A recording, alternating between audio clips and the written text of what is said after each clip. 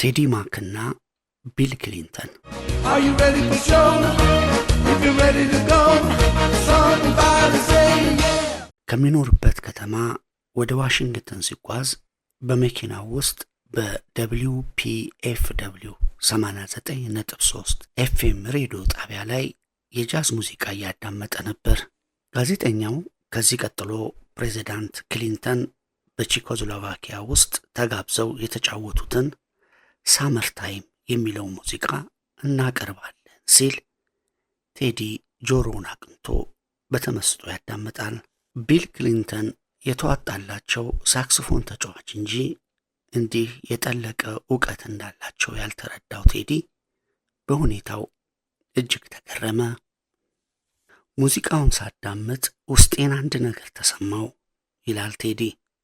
እናም ይህ ሰው የአሜሪካን ፕሬዝዳንት ብቻ ሳይሆን የበሰለ ሙዚቀኛም ነው ስል አሰብኩ። በፊት አከብረው ከነበረው በላይ እንዳከብረውና እንደወደው አደረገኝ። ይህንን ስሜቱን ለመግለጽ ክሊንተን የሳክስፎን ተጫዋች እንደመሆኑ ሳክስፎን ላይ ሶሎ ጃዝ አክዬበት ሙዚቃ ደረስኩለት። ክሊንተን ብዬም ሰየምኩት። እናም ይህንን ፈጠራዬን በሲዲ አሳትሜ በቀጥታ ለፕሬዝዳንቱ ዋይት ሃውስ ላኩት።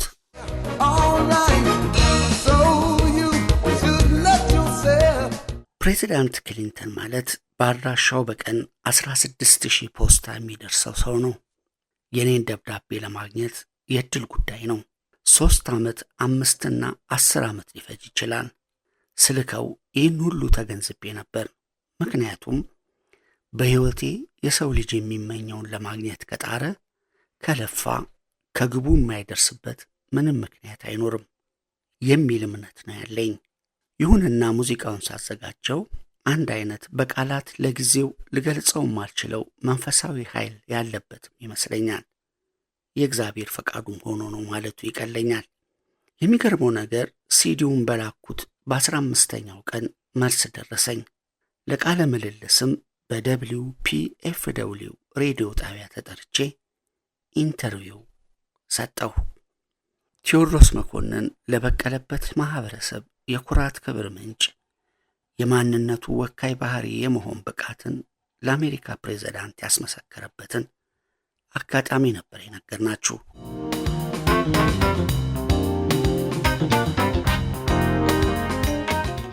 ቴዎድሮስ በሚሰራቸው ሙዚቃዎች በወቅቱ በየትኛውም አህጉር ከሚገኙ የሙያቻዎች እኩል በማንኛቸውም ዓለም አቀፍ መድረኮች መቅረብ የሚችል ከያኔ ነበር።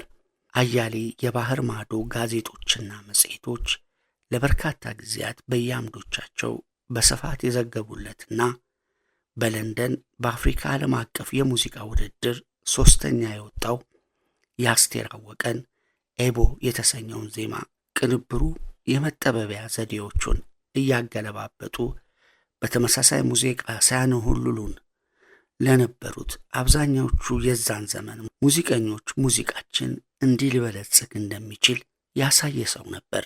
እንዲሁም የስልጣኔያችንን ምስጢር ተፈጥሮ በሰጠችው ጸጋው በማነጽ ዓለም እንደ ትናንትናው የአፍሪካ ጥበብ እንደሚፈልቅ ያስመሰከረበት ጠንካራ ሥራ ነበር። ያኔ የካቲት 15 ቀን 1989 ዓ.ም ለማስታወሻ 2ኛ ዓመት ቁጥር 26 ጋዜጣ ከሰጠው ቃለ ምልልስ የተገኘ መረጃ ነበር። በወቅቱ እንዲህ ብሎ ነበር። የኢትዮጵያ ሙዚቃ በዚች አስቴር አወቀ ዓለም አቀፍ ቋንቋ ሆኗል ስንል ከበስተጀርባዋ በምሰሶነት የቆሙትን የነ ቴዲ ማክን አዳዲስ ምናባዊ ፈጠራ ከፍተኛ ቦታ የሚቸረው ነው። ዓለማችንን የሚያንቀሳቅሰው ሙዚቃ ነው የሚለው ቴዲ ማክ ኦርጋንን መሰል የሙዚቃ መሳሪያው ሙዚክ ወርክ ስቴሽን ልክ እንደ ጥላው አይለየውም። በወቅቱ ስለ ሙዚቃ ይህንን ቃል ሰጥቶ ነበር። ሙዚቃ ዛሬ መጥቋል። አንድ የሙዚቃ መሳሪያ እንደ የልብስ መስፊያ ማሽን እንደማለት ነው። መጀመሪያ ይቆራረጣል አይደል? ኋላ ተገጣጥሞ ኮት ወይም ቀሚስ ይሆናል።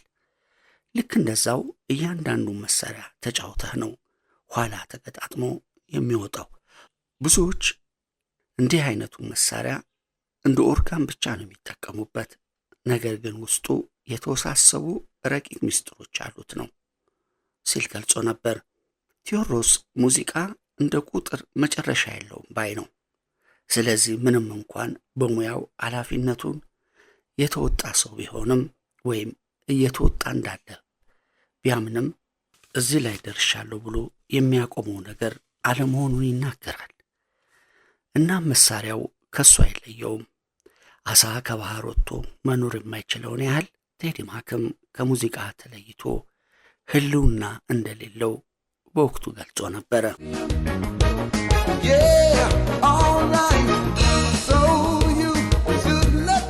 ቴዎድሮስ መኮንን የሙዚቃው ፍቅሩ ገና የ8 ዓመት ብላቴና ሳለ ጀምሮ ነው። በኢትዮጵያ አየር መንገድ ፍላይት ኦፕሬሽን ዳጎስ ያለ ስራና ኃላፊነት የነበራቸው ወላጅ አባቱ ለሙዚቃ በነበራቸው መልካም ስሜት ፒያኖ ገዝተው ሳሎን ቤት ያስቀምጣሉ።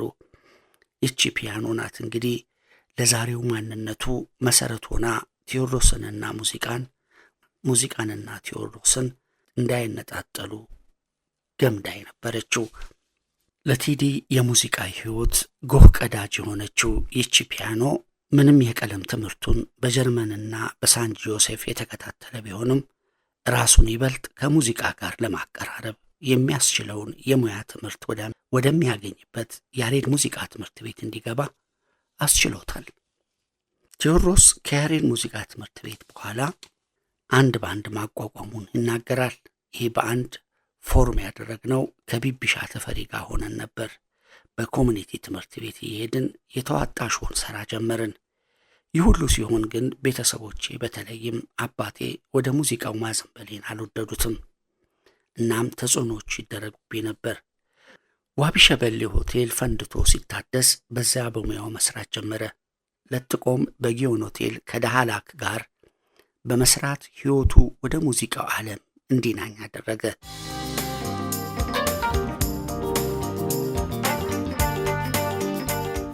አንድ ቅዳሜ ምሽት በዚሁ ጊዮን ሆቴል ከባንዱ ጋር እየሰራ ሳለ ያጋጠመው ክስተት ደግሞ ሙዚቃን ውስጣዊ ስሜት ከመወጫነት ባሻገር ዓለም አቀፍ የሙያው ሰው ሆኖ እሱንም ሆነ ሀገሩን የሚያስጠራበት የተስፋ ችቦ በልቡ እንዲቀጣጠል አደረገው። እዚያው ሆቴል ውስጥ እየሰራን ሳለ ቦብ ማርሊ መጣ። መድረኩንም ጃም አድርጎ ለ20 ደቂቃ ያህል ዘፈነ። ይበልጥ ለሙዚቃ የነበረኝን ፍቅር አናረው። እንደሱ ዕውቅናን የማግኘትና ሀገርን የማስጠራት ስሜት አደረብኝ በማለት አስረድቷል። በጊዮን ጥቂት ጊዜ ከሰራ በኋላ ወደ ዋቢ ሸበሌ ተመልሶ በመሄድ ለታምራት ፈረንጅና ለአስቴር አወቀ የመጀመሪያ ሸክላ ይቀምራል። በዚህ ብቻ ሳይወሰን የሂሩት በቀለ፣ አለማየሁ እሸቴ፣ ማህሙድ አህሙድ ሙዚቃዎችን አቀናብሯል። እነዚህ የቴዎድሮስ መኮንን የብዕር ስራዎች እሱ በውስጡ ያለውን የሙዚቃ ተሰጥኦ በእማኝነት በውል አስመስክረውለት ነበር። ኤፍሬም ታምሩ ለመጀመሪያ ጊዜ ከሰሜን አሜሪካ የላከው ሰላም ልበለው አይንሽን የተሰኘው ካሴት የሙዚቃ ቅንጅት የተሰራው በቴዲ ማክ ነው። በ1990 እንደ አውሮፓውያን አቆጣጠር ያልቶ ኩል የሙዚቃ ቅንብር አቅርቧል። ከጥላሁን ገሰሰ ጋር የመጀመሪያዎቹን 2 ኮምፓክት ዲስኮች 10 ያህሉ እንዲሁም ወገን አለኝ የሚለውን ሲዲ እሱና በጋዝ ክብረ ወርቅ 5 ዘፈኖችን በመውሰድ እና አይከዳሽም ልቤ፣ አካም ነጉማ፣ ሰውን መውደድና ሌሎችንም በፊት ከተሰራው በተሻለ አበጃጅቶ ከሽኗል። ምኒልክ ወሰናቸው በሲዲ ካስቀረጸው ጋሽ ጀንበሬ፣ የሐረር ወጣት፣ ፍቅርሽ አይረጅም፣ እኔ ውሸቴን ነው የተሰኙ በሌሎች ድምፃውያንም የተዘሙ ለቁጥር አታካች የሆኑ ስራዎች ከውኗል። ቴዲ ማክ በሙዚቃ በቆየባቸው ዓመታት ሁሉ ያከናወናቸው ወይም ያቀናበራቸው የሙዚቃ ስራዎች በርካቶች ናቸው። ቴዲ በአሁኑ ሰዓት ከሙዚቃው ዓለም ራሱን አግልሎ በመንፈሳዊ ህይወት ውስጥ እየኖረ ይገኛል።